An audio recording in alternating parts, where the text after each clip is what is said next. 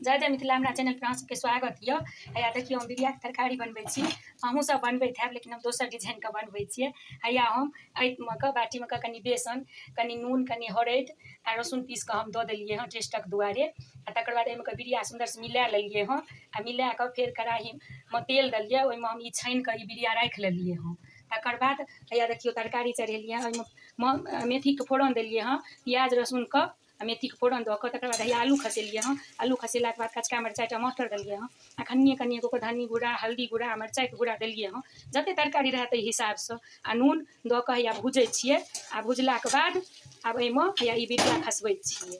आ बिरिया खसेलाके बाद एहिमे जतेक अहाँ रस राखि सकी ओतेक रस रखबै। रखलाके बाद ई तरकारी भऽ जेतै। जेहन रस राखी तेहन ई तरकारी अहूँ सब बना कऽ खाए कऽ देखबै कतेक नीक लागत। ई हमरा माँ हाथके तरकारी छी।